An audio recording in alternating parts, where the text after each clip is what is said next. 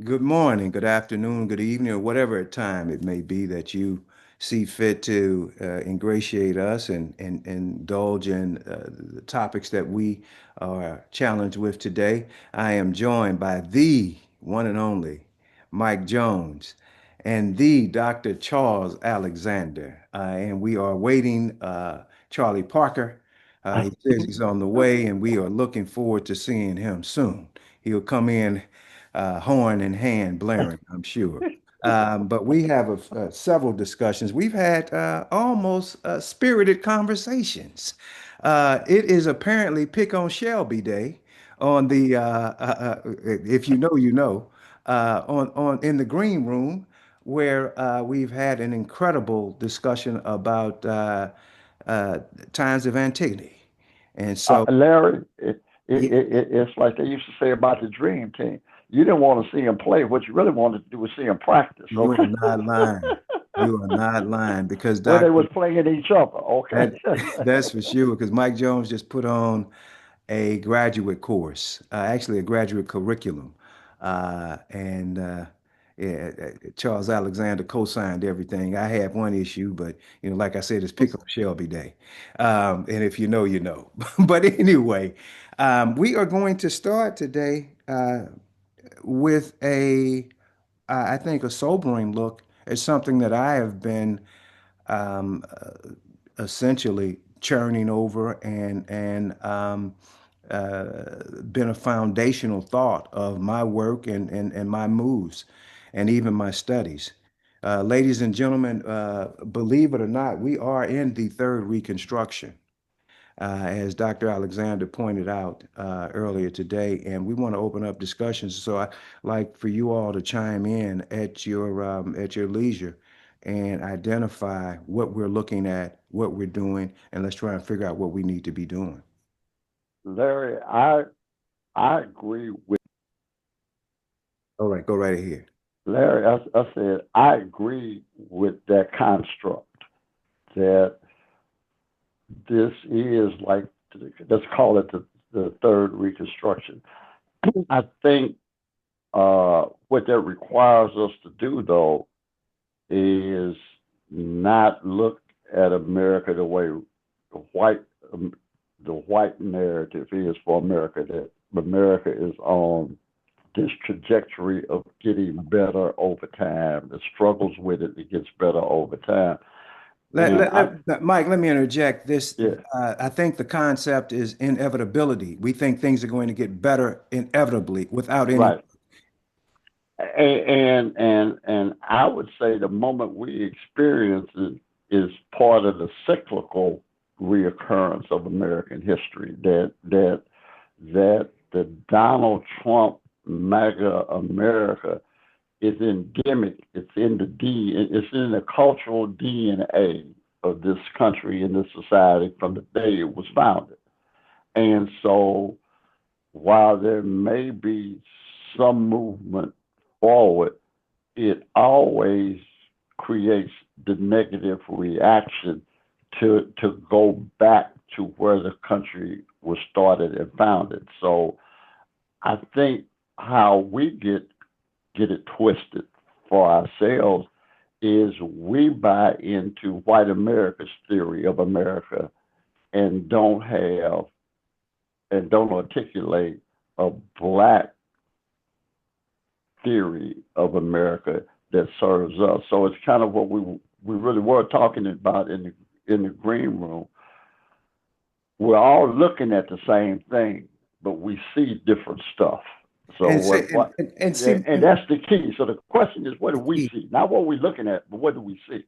I think we talk about origin stories on this show a lot, but we do not talk about nor relate as a community origin stories and myths to our own. And so we adopt it, of course, and we are fed the European origin story, which is totally false, but most myth stories are embellished anyway. Right. Well, Well, that's what they are. That's what they are. they're all ahistorical. Right. Okay, they're not even designed to be historically accurate. They're metaphors for something. as with ours. Yeah, as with ours, because ours would be a metaphor too, but it'd be our metaphor. Okay, Larry, you okay? No, I wasn't speaking. Okay. I am waiting comments from Dr. Alexander on the subject. On the Reconstruction part of it. On the Reconstruction part of it, of course, but also I think that well, I shouldn't say I think your analysis on these myths is very important, and I think, and we have done. I just completed a book, and I'll pull it a little later, where the author talks about just the very thing that you all are speaking about today, how important these myths are, and the fact that the foundational, and the reason why she goes back 3,000 years. 5,000 years is because the European myths are found on nothing but complete lies, but we believe those and we fail to provide our own myth stories and the psychological nature of the myths, and the So, ability for them to be foundational in cultures is very important. well, so I mean, so the easy part with regard to the myths and why we struggle with the myths is because we've spent the better part of 400 years with white folks, and Right. so that's just it. That's all. There's nothing complex about that part, and because their myths, well, let's do it this way. Like their myths don't just happen to link with our myths. Their myths are predicated on our myths. So they establish what has become the institution of Christianity based on myths that were, taught and lived and learned in the Nile Valley 3, 4, 5,000 years before white folks evolved from what most folks consider the caves. And so when a concept is presented that is so it's kind of like let's think of this like comedy. Comedy is funny because something that the comic says relates to something in your frame of reference. That's why white religion is successful for us, because it relates to something in our ancestral consciousness that is inborn, that is literally innate in us. Because he is in charge of everything, we think his superiority is God given. That makes us vulnerable. That makes us tolerate white Jesus. That makes us tolerate white Moses. That makes us tolerate a Moses that tells the story about his own death after he died. It makes us vulnerable. And so, since we do that, we stay in this circle that almost ensures that we are going to be ahistorical, because we believe to a degree that history and knowledge is blasphemy. If it calls into question whatever we've been taught within the biblical frame, regardless of whether or not we can lay out the data points along the way to indicate or to prove that X amount of that stuff is purely myth, we we can't do that. We can't do that part because we think that is sacrilegious. And so that kind of keeps us spiraling. And so it is not that the teachings in and of themselves don't have benefit, is that the teachings in and of themselves are necessarily limited in the context of a social order that don't have justice.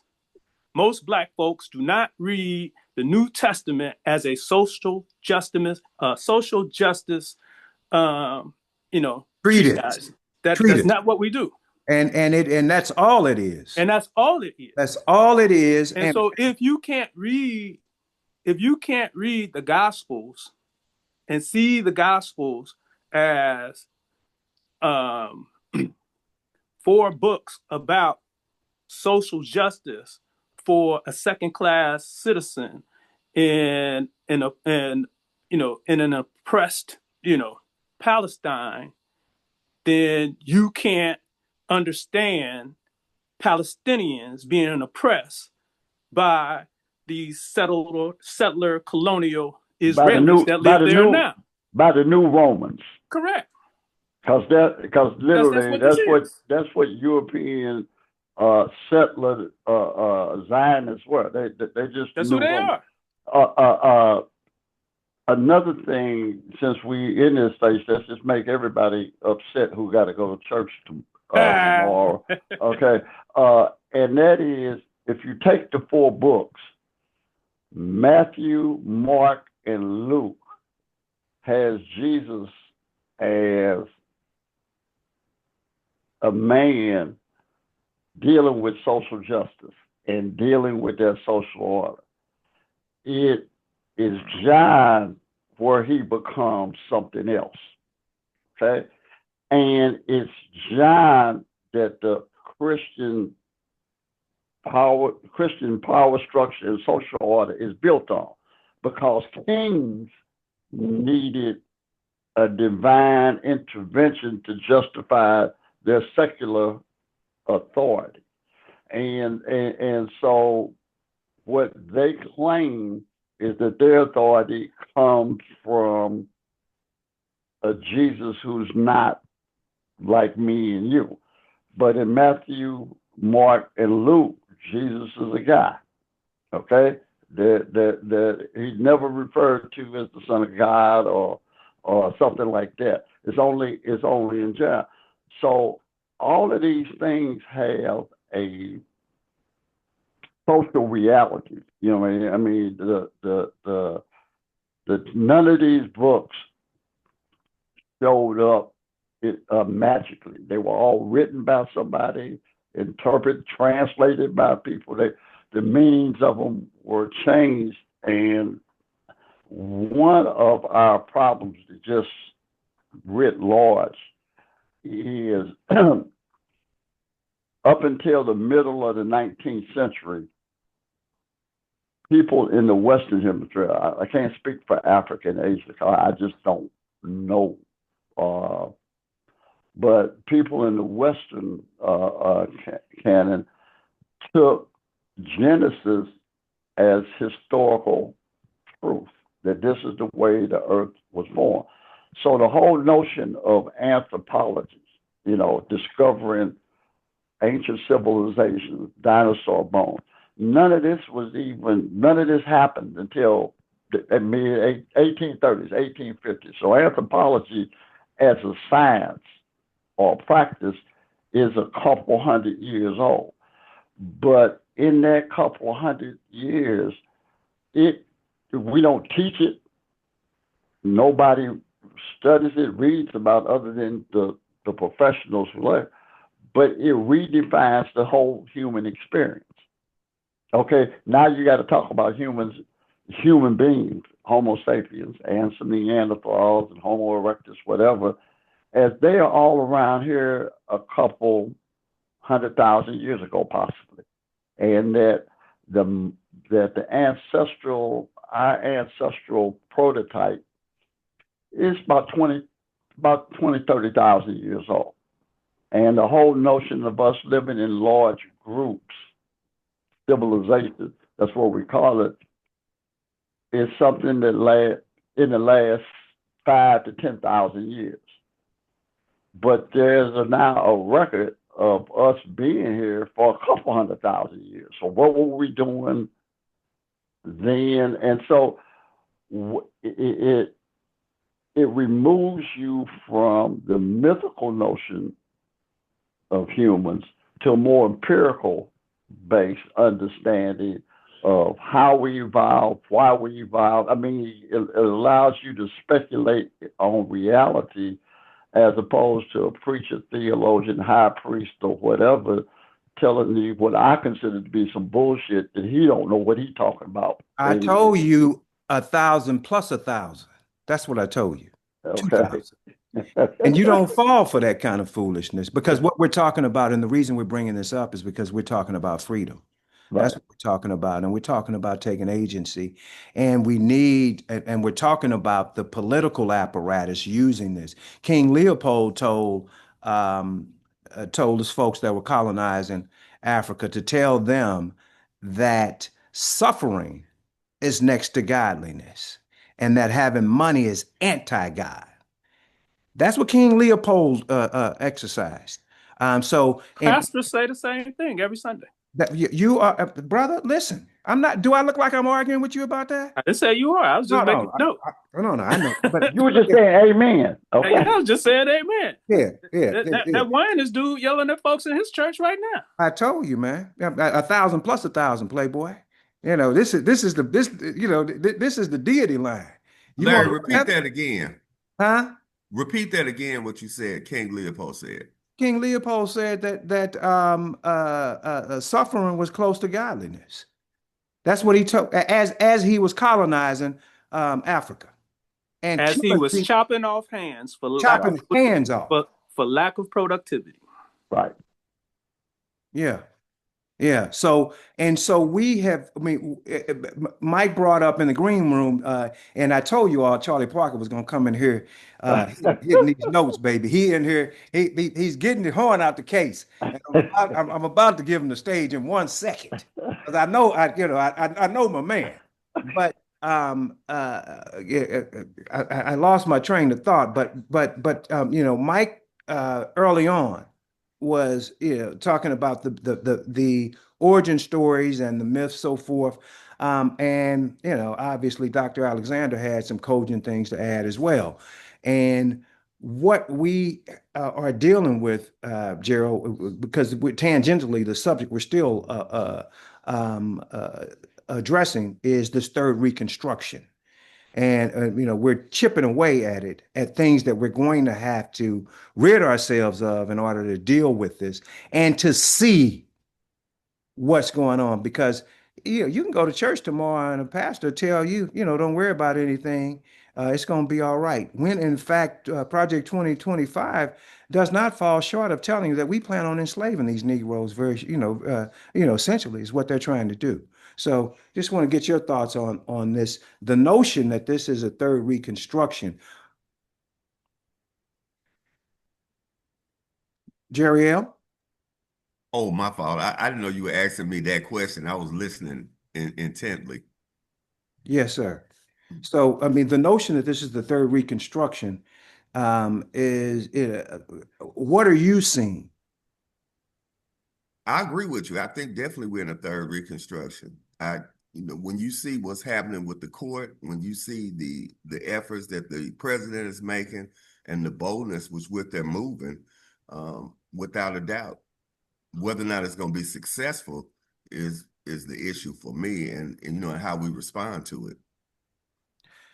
Gerald, on that point, I don't think it's how we respond to it. And this is kind of where I am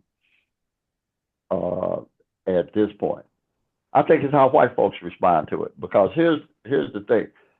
Whatever they got planned for us, they can't do it to us unless they also do it to white folks. So the white agency freedom is going to have to be truncated in order to maintain a new kind of apartheid fascist social order. You just ain't gonna be able to do it just to us. It ain't gonna be like Mississippi, Alabama, and the South anymore. Is that because you think because of the way we integrated around the country? And the country's so much bigger. It's so much bigger now. Mm-hmm. For example, he's trying to figure out how do you move into urban areas because 70% of America lives in about 100 urban areas. Okay, so fundamentally, ain't nobody in the middle of Nebraska, ain't nobody in Mississippi. There is no rural America per se. There's some commercial farms and commercial ranches and stuff, but there is no small town rural America. So if you're going to put in a new, more oppressive social order, you got to oppress white folks too. I mean, all these white folks who are inside of these metropolitan areas who have their own sense of freedom, and let's just say some of them are culturally more liberal. I mean, just all of it. They have to figure out how to shrink all of that for everybody. So fundamentally, that this just ain't gonna be us. This is gonna be a new deal for everybody. And the real question will be for me, we're 14% of the population, Hispanics 18, 19% and growing. So Asian 7%. So that, I mean, let's just say the rest of them are white folks. So the real question is, what are the majority of white folks going to do? Or what is a critical mass of white people going to do? And I'll reference what I did in during the election last year. They got to go first. Okay, ain't no point in us showing up and talk. And we need to quit talking about our democracy, because it ain't never been our democracy. And their democracy has never worked in our interest. Okay, any benefit that we've ever received has been episodic and random. And Now, I don't disagree with that. I think you're exactly on point with that, and I think that's an excellent point. The question I have, what are your thoughts then on what are we supposed to be doing while all this is going on? Because I do believe that what you're saying is absolutely correct. I also believe vehemently that there are some issues that we need to drill down on while this is occurring. And I do agree, you know, we're running around talking about our democracy, our leadership is talking about that. I thought about it. I went to Congressman Clay's memorial last weekend, and they talked about him being the founding member of the Black Caucus, them being 8, then moving to 13, and now having 62 right now. And it really frustrated me as I thought about that. The 62 that we have up there are saying our democracy instead of drilling down on what's in the best interest for us, because most of them are only there because they represent Black districts. Hold that point, Gerald, because I was there too. And I thought and it was interesting for me because it was kind of like revisiting a whole part of my life too. Just because I'm kind of in this moment when all of this is happening and hadn't thought about it in a real long time. But remember what they said the basis of the caucus was, so they could speak for Black America. Right. They didn't see themselves as 13 individual congressmen. They saw themselves as the collective, the voice for the collective of Black America. They wanted to meet with the president, not to tell him what their personal agenda was for their district, but to say, this is the agenda, we are here on behalf of 25 million Black people. Don't make no difference what state I came from, what district I came from. I'm a Black congressman representing everybody Black in America, whether they ever could vote for me or not. If they Black, I'm their congressman. That's what that 13 was about. This 62 ain't about shit. Exactly.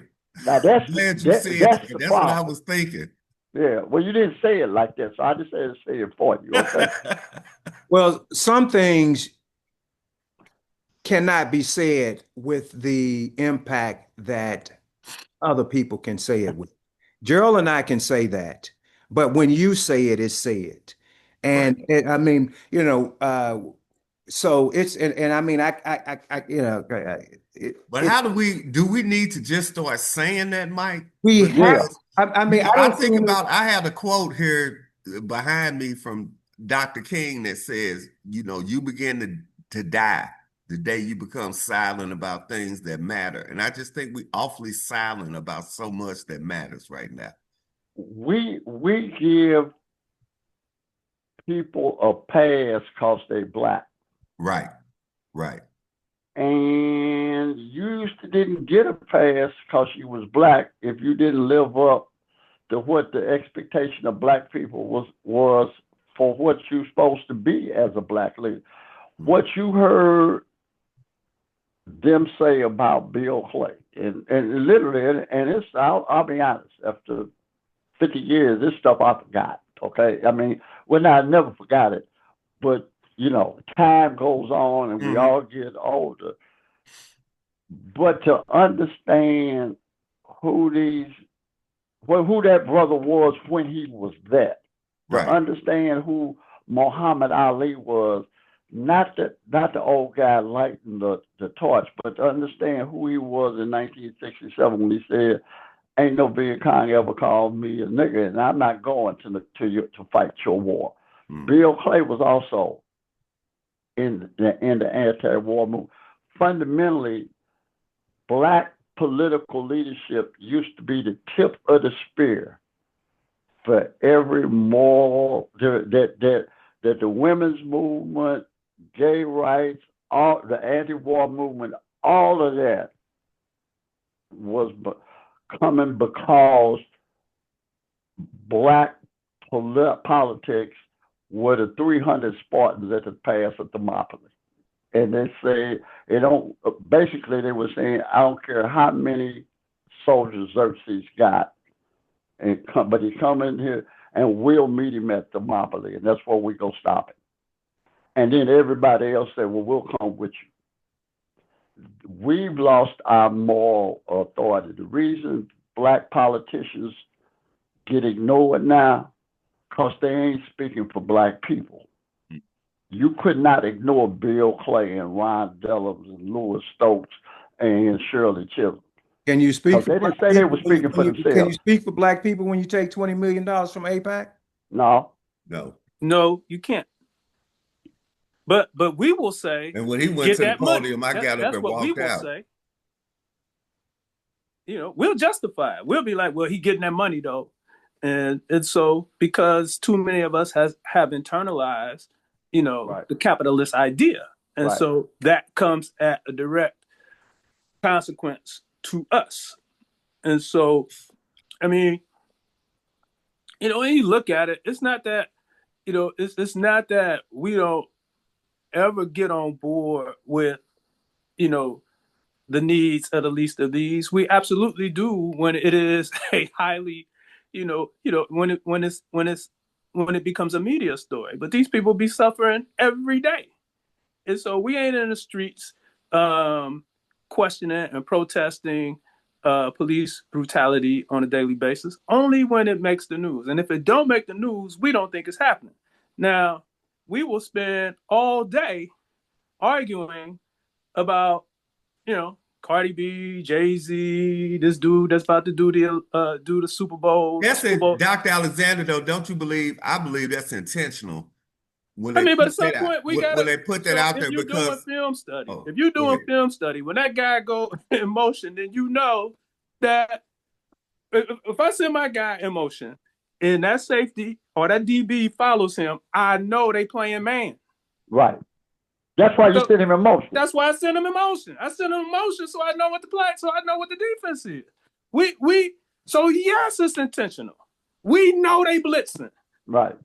We don't pick up the blitz. And so it can't keep being that. Right. And nor do we challenge when they put this out to defer us. We jump right on it. And everybody, as you indicated, they jump on the whole issue going on between Cardi and Nicki instead of focusing on the problem at hand right now. We are prone to distractions. Right. Especially celebrity distractions. We are really prone to celebrity distractions. We are vulnerable to that. And like now, I mean, so you got these cats in the NBA. Exactly. That's what I'm just getting ready to say. So the federal government says this involves the Costa Nostra, but it don't say none of their names. And so who's the mafia figure involved? Right. So we know if you say that and you say 5 families, we know who that is. But why don't you just say them for good measure? Because somebody don't know. But they ain't gonna do that, and we ain't gonna look it up. We gonna be like, see, they coming for the black man. Well, why is Chauncey involved in this and he makes $100 million or whatever? This is foolish. But this is what we do, and then we get on. So they coming for. Well, wait a minute. I can tell you why Chauncey is involved, because he obviously owed that motherfucker something. He owed him something, right? Yeah. So now he a mark. And he owed them before this, and that's why his ass is sitting there. And now he a mark because he owed him something. Yeah, he said, "How you want to pay?" I And tell Larry, you what. you and I both know some people have done some proffers, haven't they? Yeah, right. There've been proffers made and accepted already. Yeah, that's been Down there, in the words of Bill Cosby, singing like the Temptations. Yeah, there's been some multiple proffers done. This stuff is going on all the time, and the fight, that fight, them boots on the ground where we actually have the ability to have impact. It ain't even that we're too distracted. We use the distraction as a justification for we ain't not wanting to do it anyway. And to be honest, if you're thinking about the macro or the larger interests of black people, Chauncey and Damon Jones, they just got to be casualties, man. I ain't got no time for that. I ain't got no time for that. I don't care what you do. Okay, I mean whatever. Okay. Do not have the bandwidth for them right now. Right. Because one thing about a reconstruction is that afterwards there will be a reformation of something, and we need to. So if in fact, instead of us looking at this as something that is going to be totally detriment, we need to be thinking about what we want to have in this renegotiation. Right. And we need to be out front with that. But at the time, we do not have the muscle to even go to the table to talk about what we need. And with whom are we renegotiating? We're renegotiating with the oligarchs.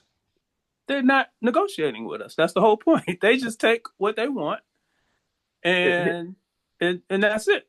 Here's what my philosophy is on this. And so in a situation like that, you've got to be just as forceful over what it is you want. And you've got to use every quiver that you have to get that. And so, but you cannot, and this isn't anything new. No, it's not. This isn't anything new. So we have got, like Mike famously said, a bully doesn't want to fight all day. He just wants your lunch money. So we got to fight. But the problem Larry, that we have is that we don't have anybody. Number one, the referee is not going to side with you, the courts. So what do you do in a situation like this? Because for every effective offensive move, I am convinced nature has an equally effective defensive move.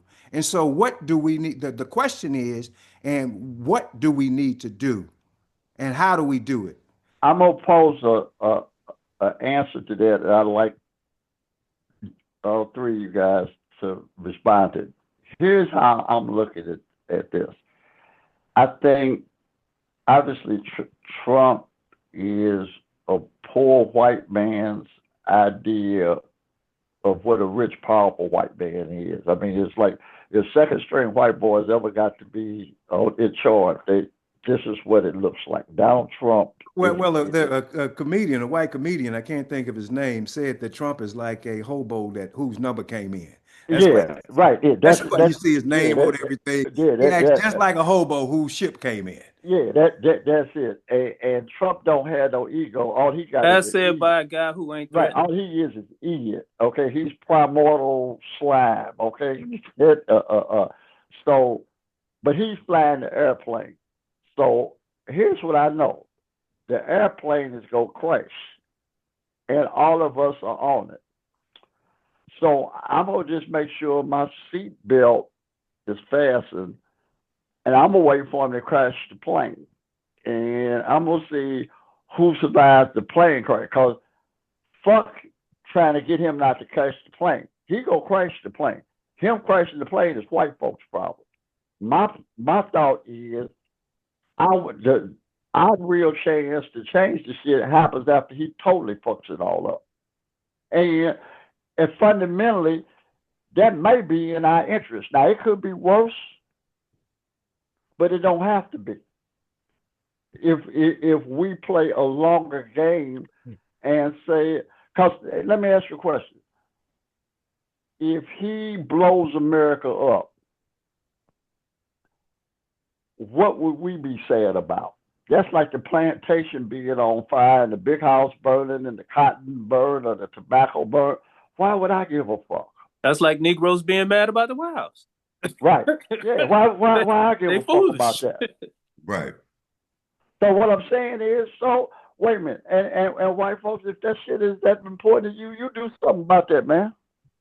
Now, if you want my help, I'm gonna tell you what that costs, though, because you ain't got enough ass to do it by yourself. Now I get to send you the bill because now you need something, and I ain't for free. So we don't have that kind of relationship. We ain't brothers. We ain't family. I'll never be with him, but I don't have to care about you. But to see, that's a mindset that these folks don't have. They're still running around talking about my democracy, our democracy. Who And, are the folks you talking about, Larry? Talking about the Black Caucus and all these other folks that are in positions to do any sort of These people are aligned with the white supremacists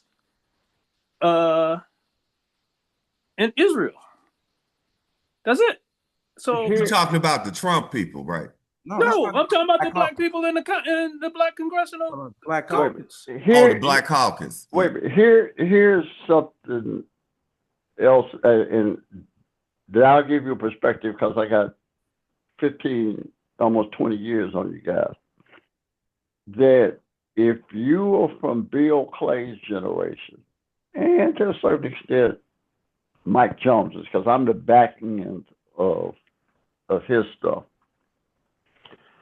you didn't come into politics to manage American politics or accommodate it. All of these people were change agents. Matter of fact, you didn't want to improve America. You wanted to change America in one manner or another. Fundamentally, everybody had, if you were a product of that time, you had rejected America. Okay? That there was nothing in America worth saving. That was your intellectual, philosophical predisposition. So they're change agents. Now, the difference in being a politician versus an activist gets to be a purist, and they can stay morally correct all the time, and they lose a lot. When you're a politician, Bill Clay is famous for, obviously, the motto of the Black Caucus about no permanent friends, no permanent enemies. But he said something else that matters. He said in politics, you take what you can, you give up what you must. So it's fundamentally, but you're always looking to play a hand, to play the card when it benefits you. Because you ain't there for them, you're there for you.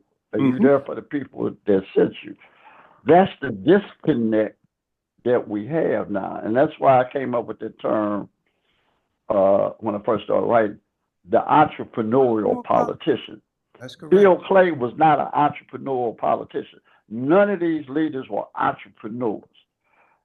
They were called, like Isaiah, like all Old Testament prophets. And we just take the book as the metaphor now. They were called to do this. They were sent, and sometimes not even called. They were sent. Okay? They ain't planned to do none of it. But that's where they found themselves, and that's what they did. I would say we don't have the leadership now, so we kind of need this leadership purged. I mean, you Yes. know, the one of the things that um, everybody here is frat, and there's now you can get in the frat. You can kind of just write a check, especially at the graduate level, and if somebody miss a meeting, you in the frat. But there was a time you had to go through some shit to get in the frat. Okay, and the one of the reasons there was a connection to everybody because everybody had to go through the same shit. And now anybody can show up and be a black leader. We talking about celebrities. We ain't talking about leaders. We ain't talking about anybody. Bill Clay, if you my age, Bill Clay is Avon Barksdale. Didn't nobody give Avon shit. When you saw former mayors and the majority leader of the Congress talk about Bill Clay, he talking about Bumpy Johnson, man. He talking about Frank Lucas. They look at Luciani or Meyer Lansky talking about Bumpy Johnson. Okay, they talk about, well, what did Bill say? What did the congressman say? Because I if we clearly go, understand it. I think that we are, in my age bracket, are really on the back end of that. Because I remember when I was a little boy, I was only like 5 or 6 years old, but I can remember when he was running. I can only remember when he was running because we lived in the city and my dad had painted on the car, elect Bill Clay. It wasn't a sign you put on the car. He painted it on the car and he took the car. And I remember my mother and I, we had to walk to the grocery store because he had the car out campaigning for Bill Clay. So I've always, remembered that and remembered Clay, growing up. And, when I was and I'm sure with Charles and Larry too, we were teenagers and stuff when Clay was in Congress.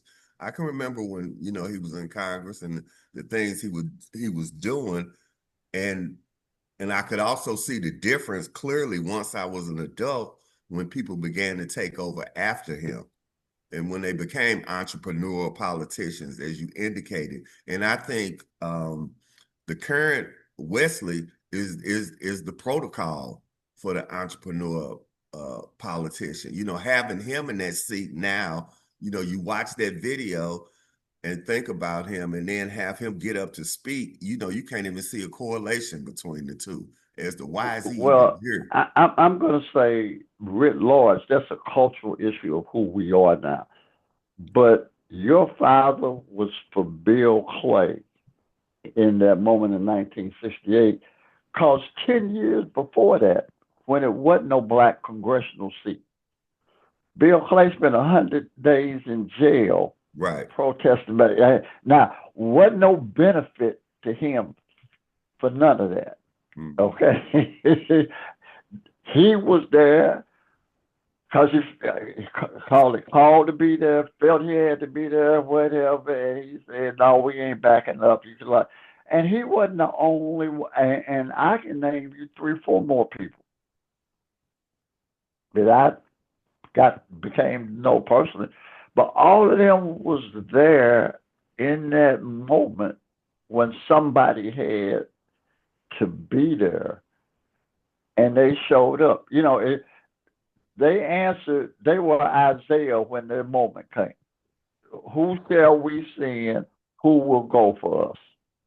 And he raised his hand and said, "Send me."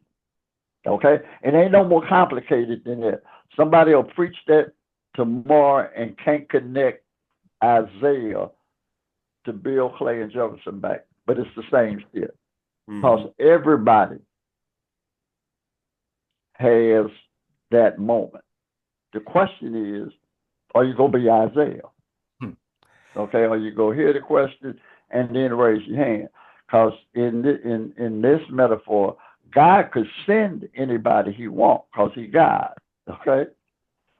But he says, who shall I send? Then the next line is, but who will go for us? Okay? And that's exactly the point we at right now. Who is going to go for us? Who's going to And go who's for going to us? stand up? Who is going to be the one right now in this crisis that we're in? To say, who is going to be the one to stand up? And be Isaiah to say, here am I, send me. Send me. And we've yet to see that in our leadership, both locally and nationally. We are still waiting to see who is going to be that one. Well, and that is going to be very difficult to find, and everybody gets a trophy generation. So, and that's what I'm thinking. I think you got to wash all of this out. You know what? If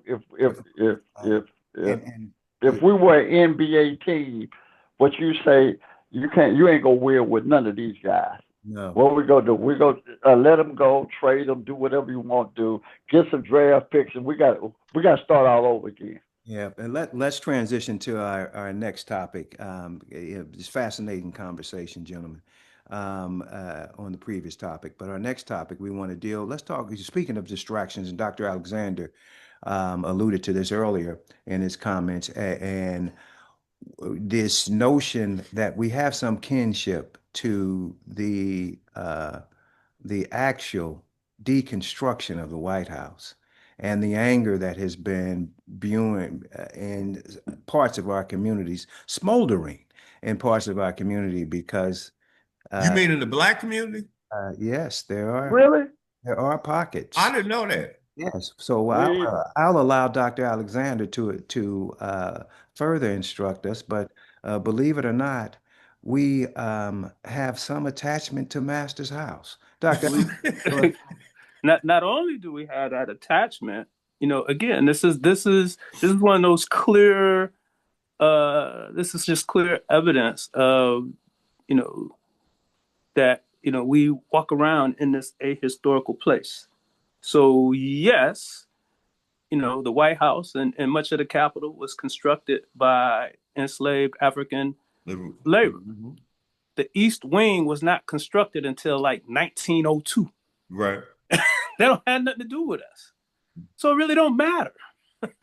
And so this thing that somehow or another he's tearing down something that we built, when the fact that we built it, I mean, again, I'm not sure even of the, I'm not sure of the value of that, other than, the constant conversation. We built this thing. Well, we ain't built this thing by choice. So I don't know if that's anything that you want to leverage. I didn't use that or think of it as leverage. No, I'm not saying you, Gerald. I'm saying I know that. I just want to comment on something. Yeah, this is what the people, this is kind of what the people are saying. It's like, and I'm like, enslaved Africans didn't build the East Wing. So, and we didn't build any of the stuff that we built that became the United States by choice. Mm-hmm. So what difference does it make? If he tear it up, it's just another manifestation of him tearing up this thing that in some ways we need to happen. We just need to figure out how we ultimately benefit. Mm-hmm. I don't disagree with that. I posted something and I went back and forth with it. Not back and forth, because I just responded one time. I don't go back and forth, but I posted something about enslaved Africans built the White House. And I wasn't doing it as a flex to say that we had some ownership to the White House. I was doing that to keep people focused on the sense that I wouldn't care if they tore the whole thing down, because it was enslaved people that built it that were never compensated. That were not compensated. That were forced to build it. So I wouldn't give a damn if they blew the White House up, because We never got paid for all of that. It doesn't mean anything to me. That was my point, and Mhm. that was what I wanted to reiterate to individuals, that this means nothing to me, nothing at all. You could tear the whole thing down. This is not a story to me because you made my people build this for free. So I'm all for blowing it up. Yeah. I mean, and ultimately, it just shows that that guy don't give a dang about his history. So, and the folks with him don't give a dang about his history and what's supposed to be their symbols of It authority. shows you So he how can't care narcissist about he us. is. So why do we keep being surprised when white folks keep whiting?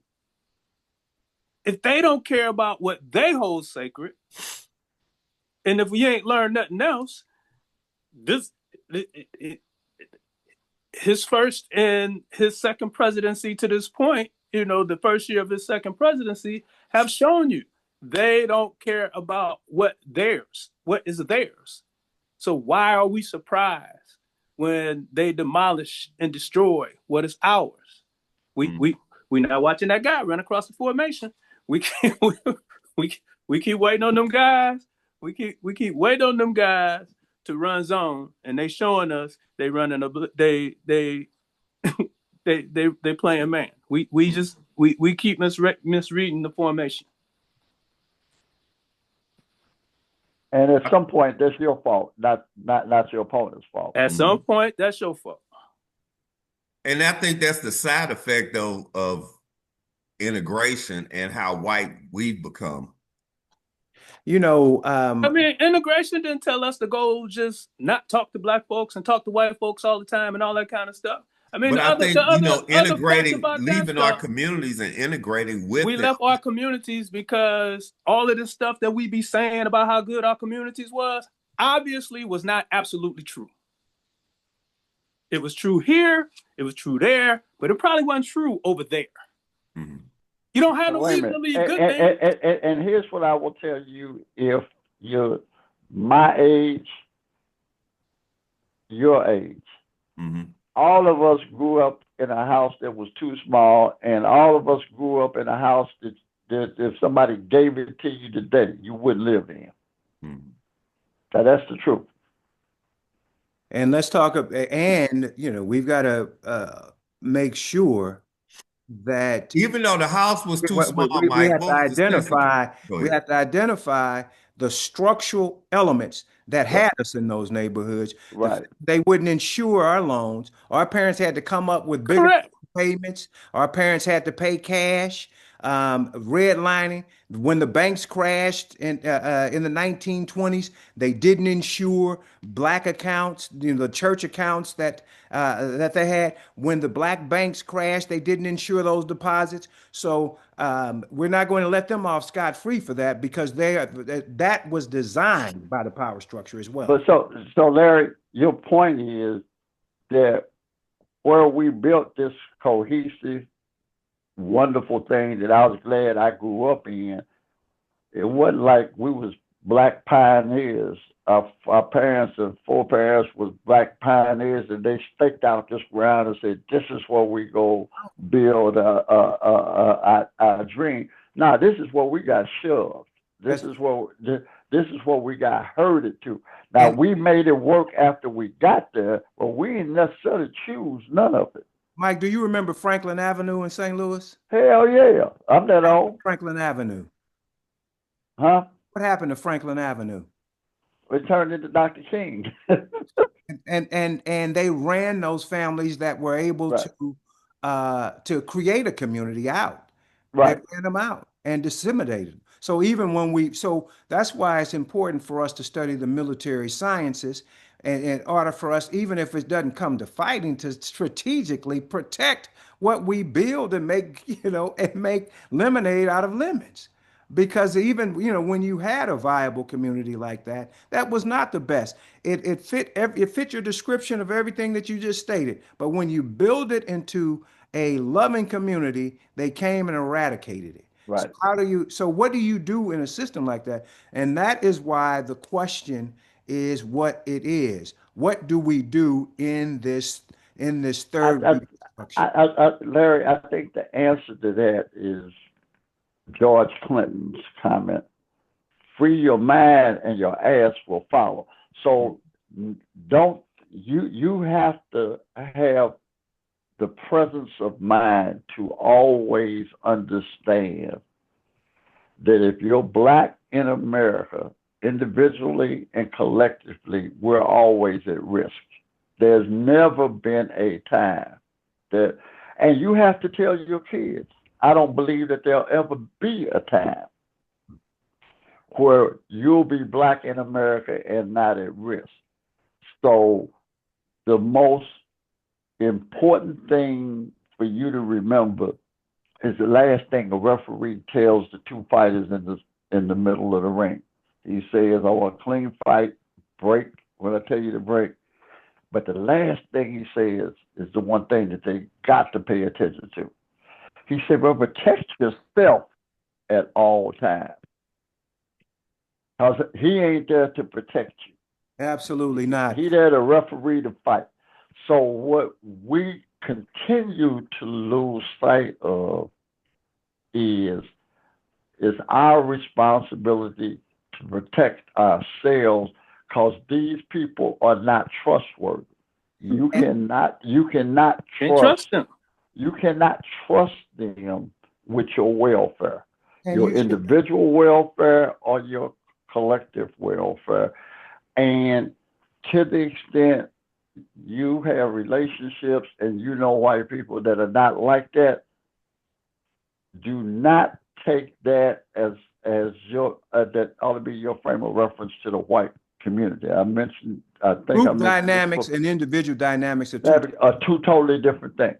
That's an individual I think dynamic. everybody does not understand that right now. And I think that's the difference in where we are community-wise. What you talked about earlier, Mike, in the community you lived in, the houses were too small.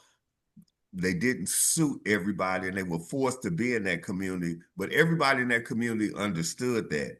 Right. And they told you those lessons, and Right. they protected you. Right. And now we're not in communities like that. We don't live around people that understood that are trying to protect us, that are telling us that. That's the difference that I see in community here now. I understand that we were forced to be in there, and it was not the best conditions, but we were getting better knowledge and better understanding of who we are and how we needed to operate. And Gerald, So did life we were get looking bad? out for each other. We were looking out for each other, like how now we're talking about people may not get their food stamps next month. Well, back then people were already cooking and growing gardens and supplying food to other people. They weren't dependent on food stamps. They were doing that in the community themselves. And as we are spread out and integrated now, and in these many of us are in communities where we're the only black people on the street, or one or two, and we don't even have contact with those people on the block with us. So But did life Gerald, absolutely get bad for all black folks who moved somewhere else? no. No.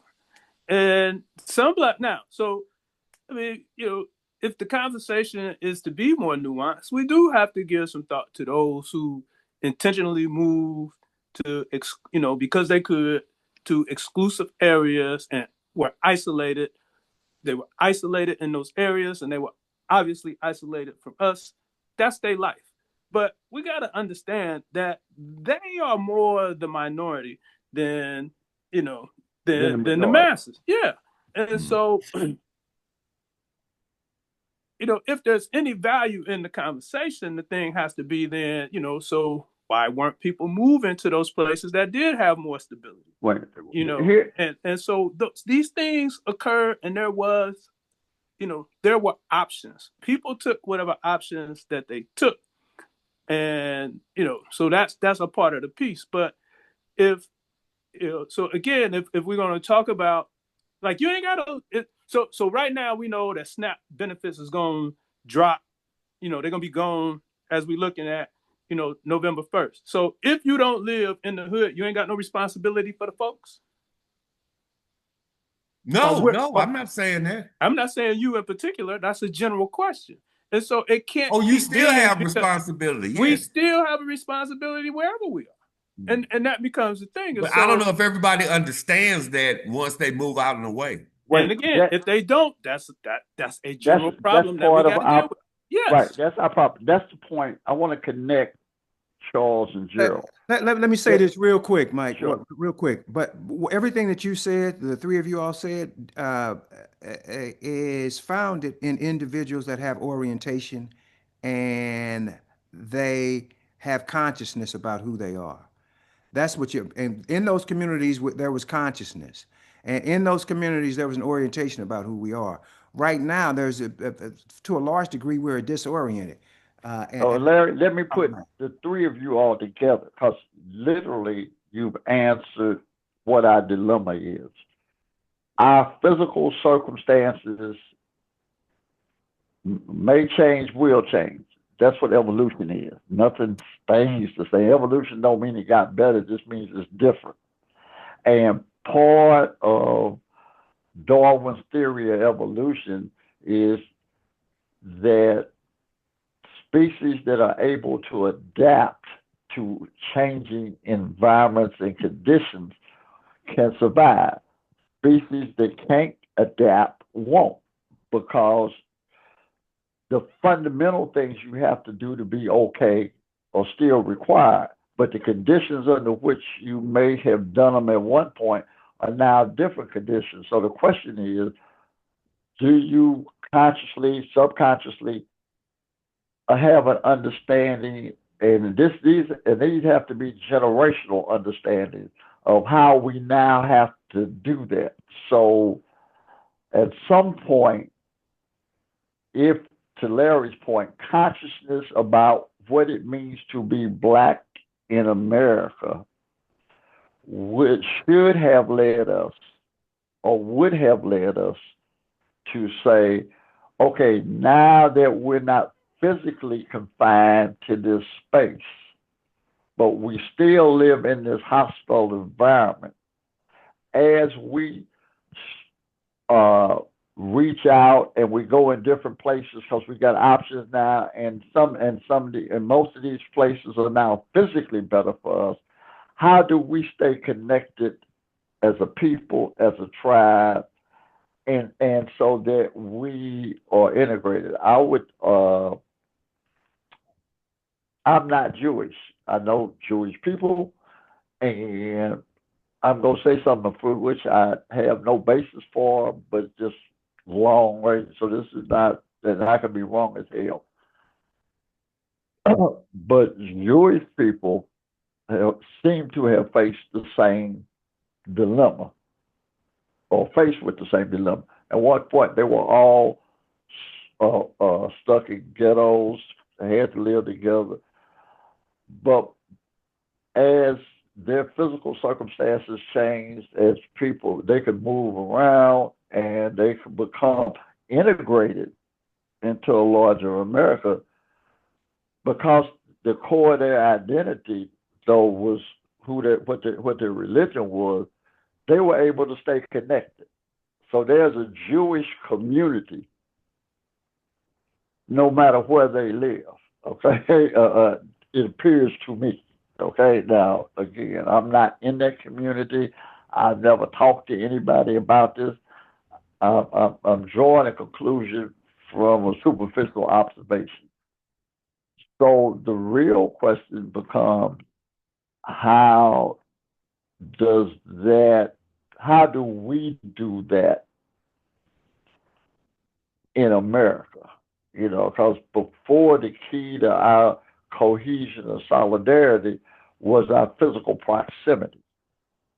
And once that started to change, we never figured out how to evolve to maintain that cohesion and solidarity when we don't share the same spaces. Because I think there is, and that goes back to Larry's point about consciousness, because your consciousness should supersede your physical environment, or at least be equal to it.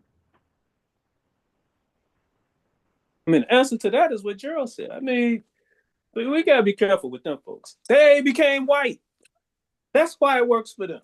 Exactly. Yeah, and so that that just is what it was. They became whites, and right now they ain't cohesive. You just don't hear from the people who aren't Zionists.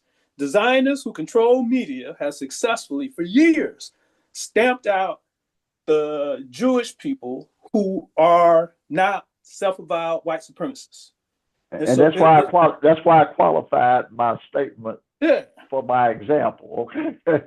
I think we have, excuse me, Mike, I think we have to be in close proximity to each other. Okay. In order to keep us level set, we need to be around and in communication with each other on a regular basis, because we'll never be able to pass for white. And we joked about this, Larry, the other day in conversation. We have light-skinned people that tend to believe that they can pass, and it becomes problematic for them because they oftentimes will do things thinking they can pass because they're light-skinned, but they can't. And you don't know a Jew when you see them in the community. Right. They white people unless they identify themselves. If they don't identify themselves as Jewish, you just see them as the other white people in the neighborhood. I'm in U City. It's one of the highest Jewish populations around. So they get to pass as white. So they don't even have to deal with the issue that we deal with. But isn't that the goal of the petty bourgeoisie in our community to clearly integrate into a To be society, unburdened from their blackness. to be Right. Yeah, unheard? that is, but that's And part of so, that, and, going to and, Dr. Alexander. I just think how do that's part of how that do we deal syndrome. with that? Because we have so many black faces that are doing the work of white folks that are just as diabolical. I mean, Colin What Powell, the first bombing that he oversaw was of African people, and so I mean it is or black people. So I mean, what do we do about that? I think it gets back to the level of consciousness, but there are just so many of us that think that the evolution of us is to evolve into something that sits hand in hand or sits next to whiteness. Larry, I like to raise a point, and this is kind of like his personal and historical. But one thing that separated the '60s for anybody who kind of came to political maturity or was politically mature in the '60s, you had about 10, 12 years in which, and let's call it, which makes it kind of a generation across two generations, where the dominant black sentiment was, we're not Americans. Now we're here. And if you read, I think James Baldwin is in two acts. There's early James Baldwin when he got famous as a writer, and then there's James Baldwin, the commentator in the late '60s or '70s. He's writing totally different. But more than anybody else, and I didn't read him back then because he wasn't radical enough for me. Okay, that's how far out to the left of Mao Zedong. Okay, but Baldwin is talking about America is hopeless, but that sentiment was really the dominant sentiment of it. We've done a program with Ryan Karinka. So Kwanzaa comes from the deep-seated understanding that Christianity, Christmas, America, all this, that ain't our stuff. Right. And we need something. The Black Panther Party was meant to be Here's our political answer to white political institutions, that the Democratic Party ain't the answer, okay? So that fundamentally it was a 10, 15-year effort to figure out how to literally disengage from America and recreate. Because the one thing that would be consistent, whether you were kind of a political revolutionary or a cultural nationalist, I mean, because there was a whole lot of internal arguments and issues going on in that. So I don't want you to think that it was this kumbaya moment, because it really wasn't. But one thing that we all agreed about was America and white America ain't shit.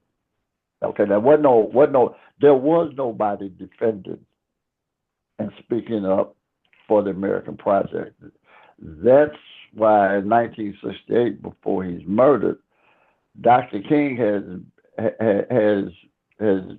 had as many problems or many issues with the black left as he did with the white right. Okay, he's sitting on an island all by himself. White folks don't want him, and black folks are saying fuck them. Okay, and he's a Christian theologian trying to figure out how you bring this shit together. But 3 months before he died, he talking to Harry Belafonte, or before he was murdered. He talking to Harry Belafonte. He said maybe all this shit was a mistake. Basically, maybe these brothers are white. Okay, and he didn't say that, but he raised the question. So you talking about a whole black community in a different place. You're talking about people like the founders of the Black Caucus being a whole different kind of political animal than Jeffries. Now, I mean, you can't conflate these two times. They totally different, and It's just, it was the circumstances, but we're getting some of that, not all of it, but with some of that is being recreated right now in the time that we're in. And so when we have a Jeffries and a Crockett and these other individuals, we do know based on the past what they should be doing in the present, and they're not doing it. And they're not standing up. Right. They are not standing up for black people. And the fact that it's 62 of them, and we know what the margins are in the House. So they have a significant amount of power now. It was, they were 13 and exercised a significant amount of power. This is 62 in a divided government where 4 or 5 votes will make a difference.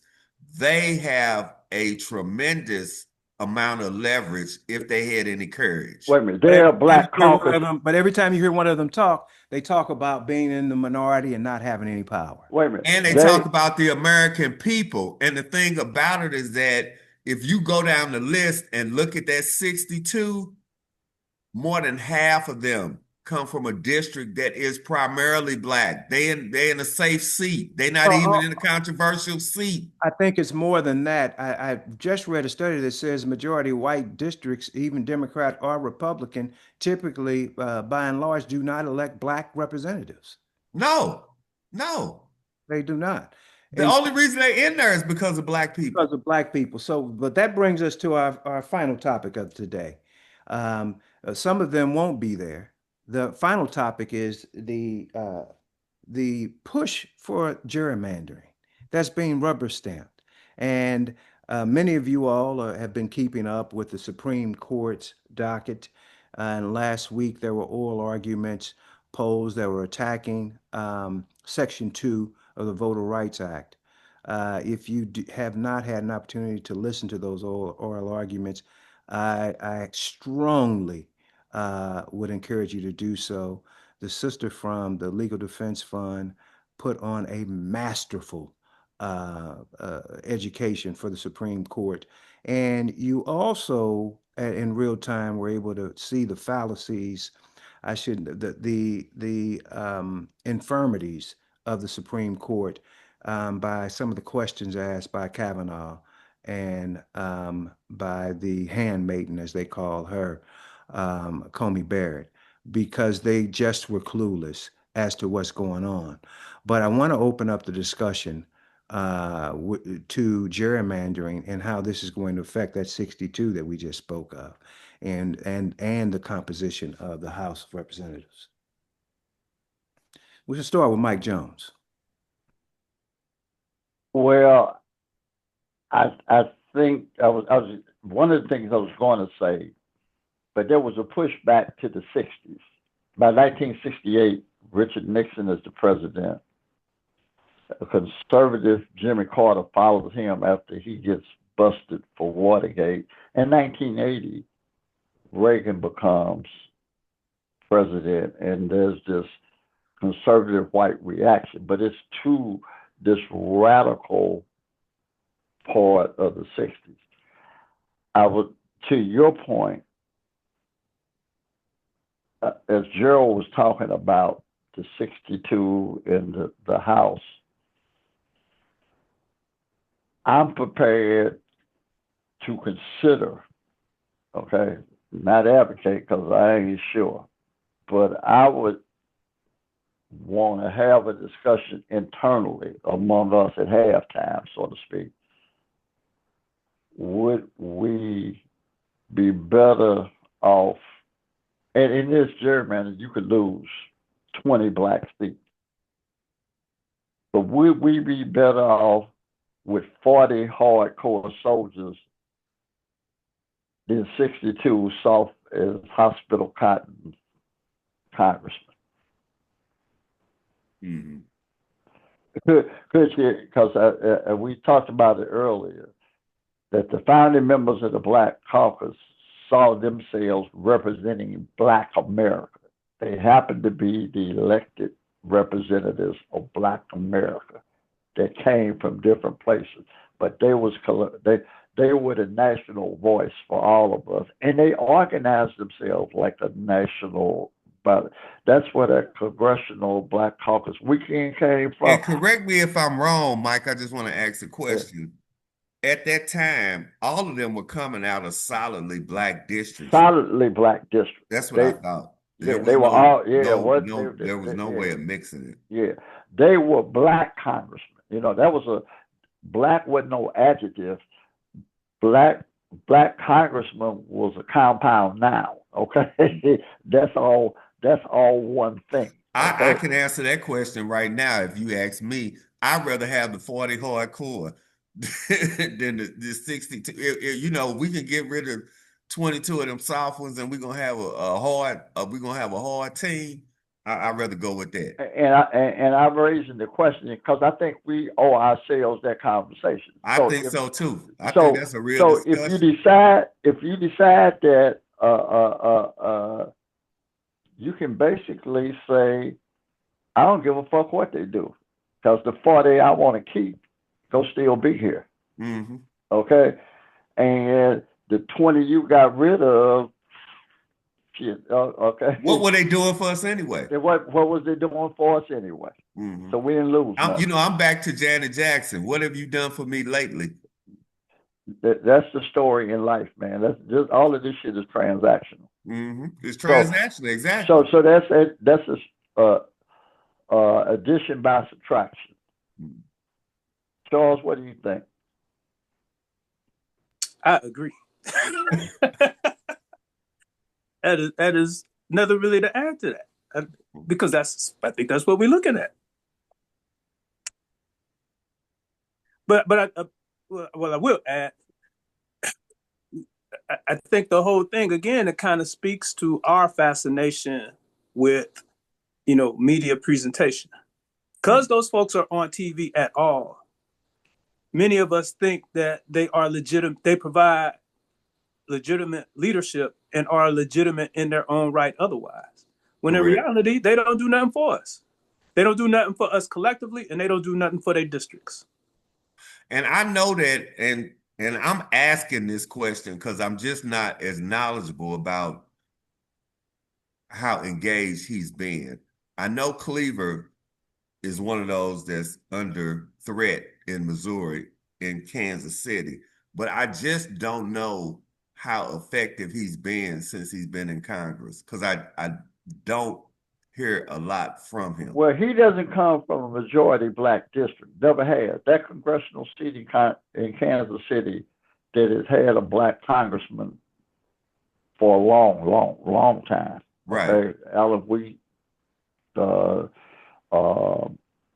Cleaver. And I don't really remember him making major stances either. Because they're a black congressman from an integrated district. Okay. Okay. So they ain't gonna be Bill Clay. Now they come out of Freedom Incorporated, which is a whole different political animal in Kansas City. That wish we were that here in St. Louis. We never got to that level. But the congressman, now it's a liberal district. It has a lot of organized labor. So you got a liberal congressman that could vote for damn near anything the Black Caucus was for, but could be the tip of the spear. Somebody Could be like an advocate. Yeah. He Somebody could not like be an advocate for black people. Yeah, but a white congressman from that district would damn near have to vote for the same whatever the Black Caucus was for. Okay, so there's enough internal leverage in that district with legitimate black political power that you're gonna always have to speak to the interests of black people if you want to stay in that seat. And it kind of flips when in a district like that, the congressperson is black because their public face has to also accommodate the reality of the district. And that's the same situation we're in right now with the first congressional district. No, you still got a historically black district here. Oh, we got a district. No, I'm talking about the person that's leading it. Oh, okay, right. Well, but we don't produce Bill Clays anymore. See, that's what I'm saying. I'm saying you had two generations that probably came out of the civil rights, black power movement into politics and government. Anybody younger than you guys ain't got a clue about none of that. They were not incubated in that space. They were incubated in a whole different political culture, different political time.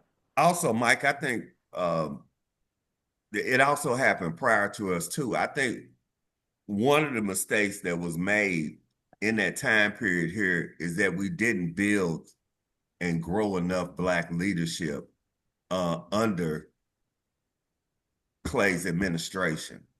And I think it appears sometimes that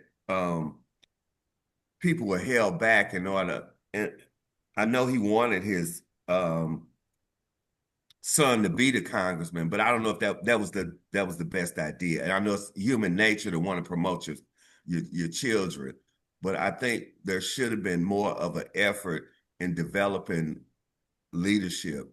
Well, I think two things, and I'm a product of that time. So nobody developed leadership. If you wanted to be a politician and you was young, you had to be Marlowe, because everybody that was older than you was Avon, and they wasn't giving up nothing. Okay, so it was, you can have what you can take, you can keep what you can hold. Okay, Those of you all that are new to the show, Marlowe is a reference to a self-determined drug dealer in Baltimore that came up by pulling himself by his own bootstraps. Go ahead, Mike. Okay, thank you. The American dream, right? And to do that, he had to go after an old, successful hardened drug. So yeah, so I want you to understand that's how black politics was now. Okay, it ain't but so many corners, and if you want one, you're gonna have to take one from somebody who. But you have to admit, a space was reserved for Lacy. Yeah, because his daddy was Avon. Okay, what the fuck you want me to say? Okay. Right. I But always thought he was being sexist too, because I think Michelle would have been the better pick. what I would speak to is also the impact of Ronald Reagan. Whether you Bill Clay, anybody from that era was functioning inside of the political culture of the New Deal, Franklin Roosevelt, Lyndon Johnson, the Great Society, where government, the public sphere, was someplace that attracted talented people who wanted to make an impact and a difference. So if you were young Mike Jones, I wasn't no missionary. I wanted to be an impact player at wherever I was going to do. And when I looked around, politics appealed to me more than business. And it's too late for me to go to law school or something like that. So I picked politics. I mean, I don't want you to think it was high-minded stuff. It was just, I don't want to punch a clock. I don't want to be average. This is my best shot at being who. It's why guys play ball, and the ones that get to the league are successful, not just because they're talented. It's because they see that as their opportunity to become something they're trying to become. Talented guys who don't have that same reason or motivation, they don't make it because they're not willing to put in the work. So that's over there. Reagan shifted the whole culture of America politically. So if government is the problem, you don't want to be. So now you got multiple generations of black folks. I never heard growing up young. I ain't never heard nobody black say I want to be an entrepreneur. And matter of fact, you didn't want a job in a corporation because it was too many white folks there that you'd have to accommodate. That part of the reason you wanted to be in politics is because you could call your own shot. Okay, you didn't have to accommodate that dominant white culture. And so you were looking for places where you could assert your manhood, but your black manhood. Okay, and politics accommodated that. Reagan did a very successful job, and you got to understand, Reagan is ultimately the battle that right wingers won, that they've been fighting Roosevelt since the 30s, to redefine the so that politics and government is no longer a dominant player. And we bought into it too. And then the politics and the black politicians that come after us are all cut out of the Bill Clinton accommodationists for.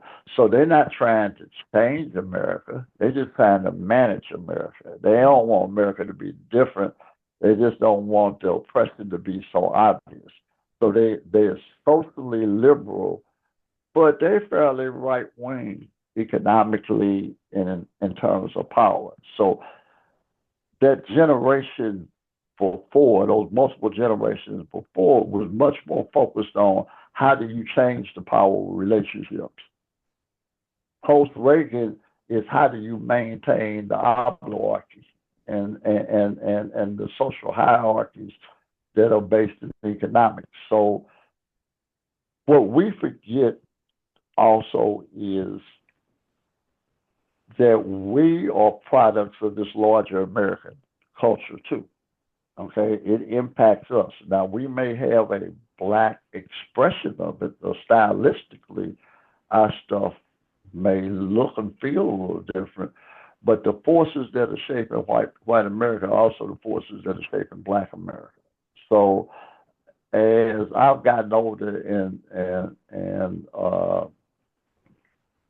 look back, I don't think you go produce a Bill Clay. I don't even think you go produce a Mike Jones. For the same reason you ain't gonna produce a Duke Ellington. and a Miles Davis or Duke Ellington and Charlie Parker, because music is not played like that anymore. Musicians are not created in that kind of space anymore. You know, it happens someplace else. So the Duke Ellington Orchestra, the Count Basie Orchestra, their functions, they came out of a time in the late 20s, the 30s to 40s, that made it possible for them to get to a certain level. And Duke Ellington and Count Basie were extraordinary enough to maintain them over their lifetime. But didn't nobody come behind Count Basie or Duke Ellington, not because people didn't want bands anymore. It's just because the environment that's necessary for them no longer existed. So we started this conversation in the green room, and we haven't really gone into it, but we keep alluding to it indirectly. We have not accommodated or accounted for, that's what I'm looking for. We have not accounted for the evolution of the social political ecosystem and how that impacts behaviors and attitudes for subgroups of people and individuals. Because we're all products of our environment, and ultimately we're a product of how we respond to the environment. But that changes things, and so that's why, you know, I'll say about the United States that America is changing, but America hasn't changed. So there's two things happening. There are always changes at a superficial level, but then the underlying foundational elements of the country really have never changed, particularly when it relates to class and race and economics. And anybody that shows you anything different, like Barack Obama, is an illusion. He ain't a reality. Dr. Alexander, your thoughts?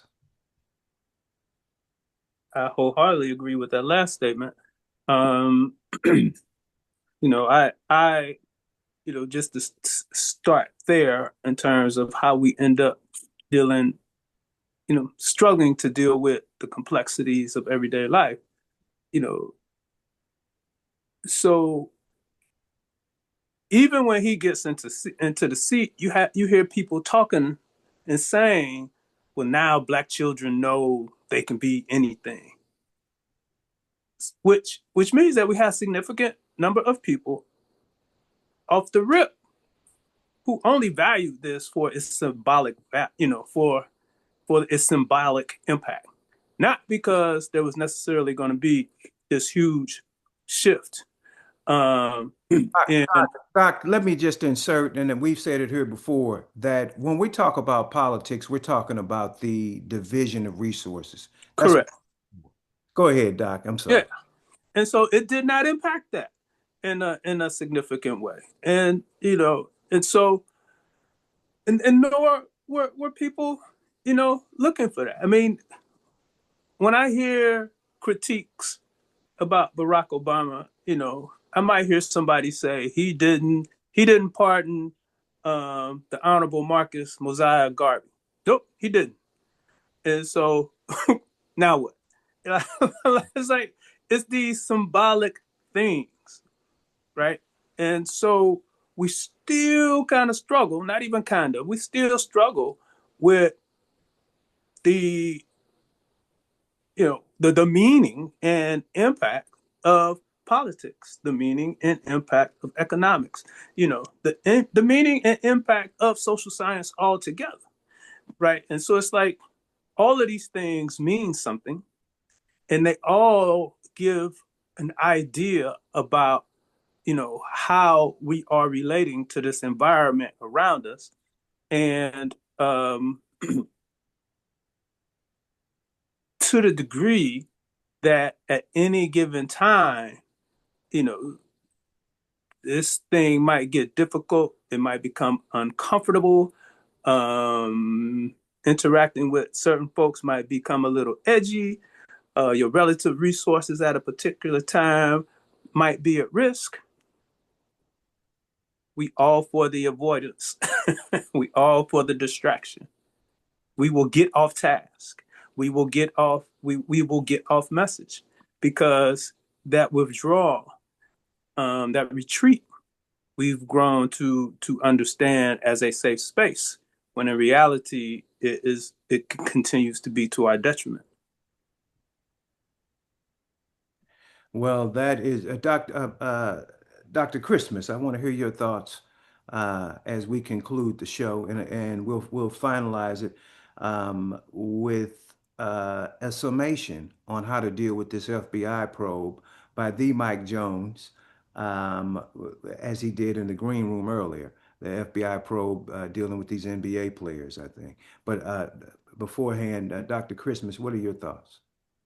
I agree with everybody said. I think we definitely have a problem with symbolism and what real politics is, without a doubt. And I was in Congress, when Obama was elected, working for Senator McCaskill, and I know. I love the way how you gleaned over that. Gerald was in the office of Claire McCaskill, the senator from Missouri, doing that. But go ahead.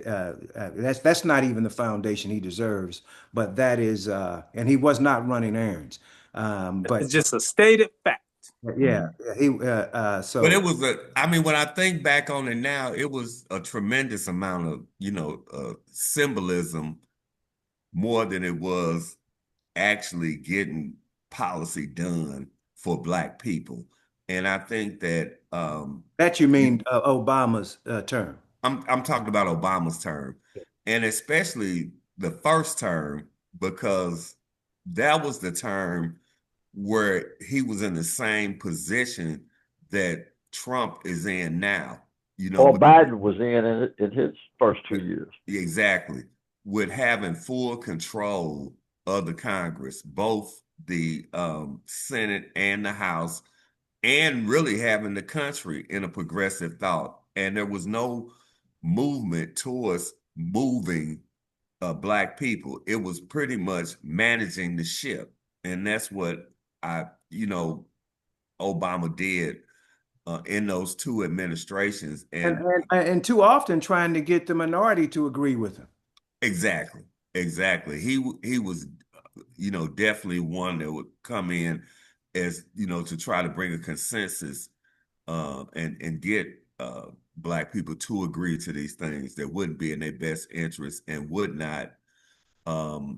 He walked a fine line. He walked a very fine line, and because of his, I think, background, having a white mother and not having a Black father in his life, he was able to walk that line that way. That was well stated and stated. Although I do think that he would have never been elected if he had a white wife. I think if he had not been married to a Black woman, he would not have gotten elected. I agree. Absolutely. Mike Jones, we've talked about distractions earlier, and I love the actual statement that you made with respect to these NBA players that found themselves in precarious situations and on the wrong side of the V. And U.S. USA, the United States versus your name typically is not a good thing. Right.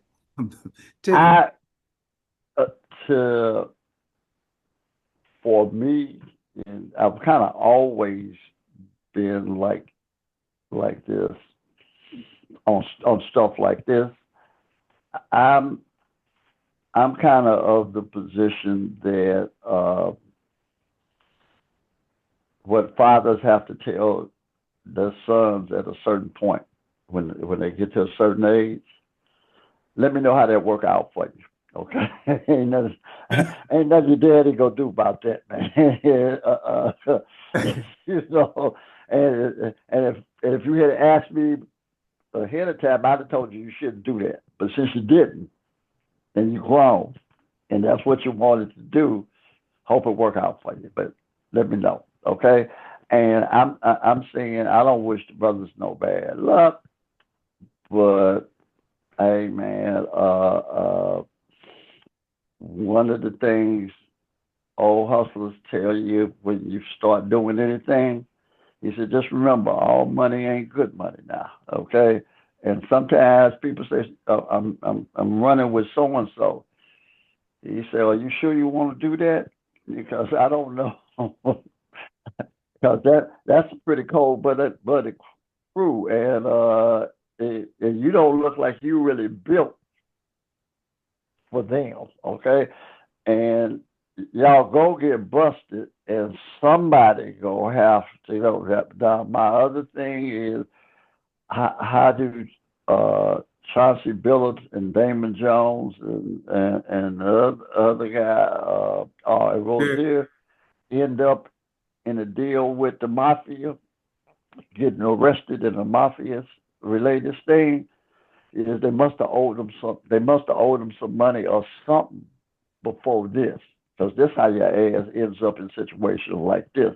Because you can't tell them no. Because they don't come to ask you, do you want to volunteer? Okay, you get put in that situation because you did something you shouldn't have done with them ahead of that. Because that's how that shit happens.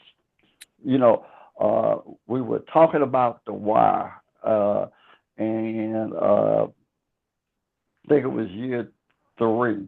Could have been year with the kids in the grade school, and when Marlo wanted to give them some money for back to Brooks, and Chris came over to give everybody some money, and Mike didn't take the money, and Chris went back to tell Marlo, but he didn't want any. And Marlo came over to see him and said, "You know who I am?" He said, "Yeah." He said, "You don't want the money?" Mike said, "I'm good." And all the kids, well, he said, Marlo said, "All right." And as the kids was walking away, Marlo says to Chris, watch him, because that puppy got big paws, okay? And sometimes you just got to be grown enough to say, nah, that's all right. I'll work this out for myself. I know y'all want to help me, but there's some help I'm going to pass on, because everything comes with a bill, and I don't, and you the kind of motherfucker I don't want to owe, okay? So I'll figure it out for myself. So, hey, the game is, as Marlo said, the game is the game, man. What you want me to say? Or you can ask Senator Geary. Yeah.